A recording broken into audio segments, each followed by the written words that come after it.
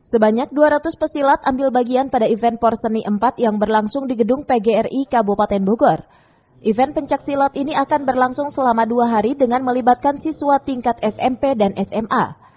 Supomo selaku ketua panitia di cabang olahraga pencaksilat mengatakan, event Porseni ini sempat vakum selama pandemi COVID-19.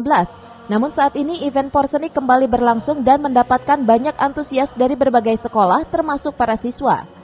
Ini dibuktikan dari peningkatan peserta pencaksilat. Adapun output dari event ini adalah mencetak cikal bakal atlet silat yang nantinya bisa mengharumkan nama sekolah, daerah, bahkan tanah air ke tingkat internasional. Pada hari ini perlu diketahui bahwa YPLB PGRI Kabupaten Bogor melaksanakan Porseni yang keempat, dan hari ini adalah hari yang terakhir dari berbagai macam lomba. Hari ini selama 3 hari kita melaksanakan cabur pencaksilat. Alhamdulillah dari tahun ke tahun olahraga pencaksilat ini berkembang pesat dan peserta dibuktikan dengan jumlah peserta yang semakin banyak.